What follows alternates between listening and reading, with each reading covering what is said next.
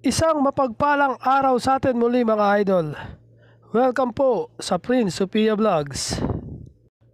Andito na naman tayo mga idol sa ating kusina.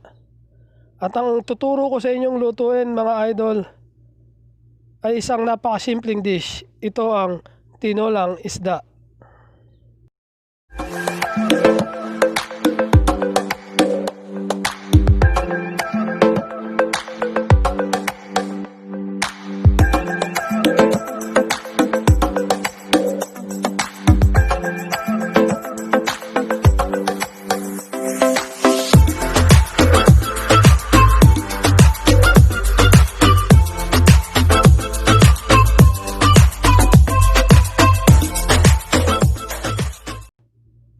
Ang ating mga sangkap, ang ating isda, kamatis, luya, sibuyas, sili, paminta, patis,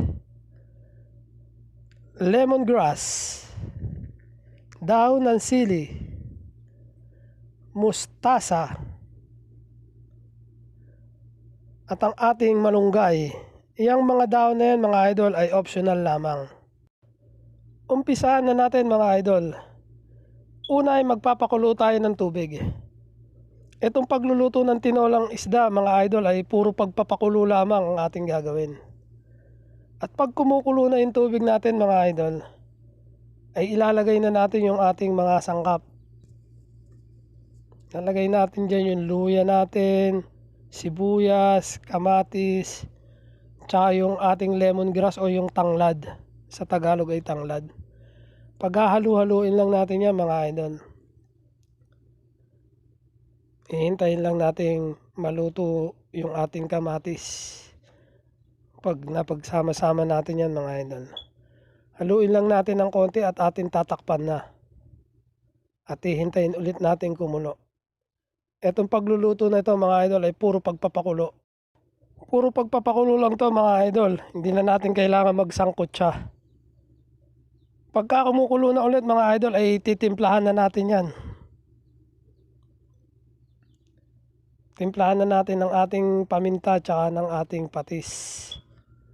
Lalagyan na natin ng paminta at patis yung ating pinapakuluan habang niluluto yung kamatis. Para umano yung lasa niya, magkalasa na yung sabaw natin. Yan mga idol, yung tanglad natin nagpapabango sa ating niluluto. Tikman lang natin mga idol kung tama na yung lasa niya. At kung hindi pa tama ay dadagdagan lang natin yan ng patis para maging ayos yung lasa niya. At pagkatapos ilalagay na natin yung ating isda. At pag nailagay na natin yung ating mga isda mga idol ay hihintayin ulit natin kumulo yan. Tatakpan ulit natin siya. Yan mga idol, kumukulo na ulit yung ating tinolang isda. So haluin lang natin siya ng konti at ilalagay na natin dyan mga idol yung ating mga dahon. Isasabay-sabay na natin yung mga dahon natin dahil madali lang naman mga maluto yan. Yan, lalagay na natin yung ating mustasa. Yan mustasa mga idol, optional lang yan. Kahit wala yan, okay lang.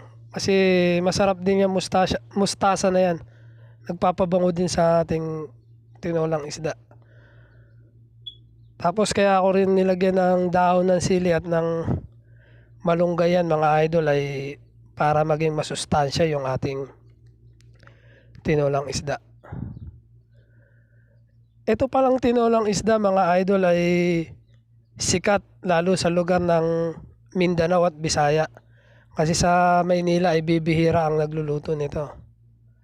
Sa kanila kasi ay maraming isda na huli lalo yung mga nasa tabing dagat. Kaya sikat sa kanila tong tinolang isda. Yan mga idol, tapos tikman na lang natin siya at pag okay na yung lasa niyan ay tatakpan na lang natin yan mga idol. At pagkulo niyan ay ready to serve na.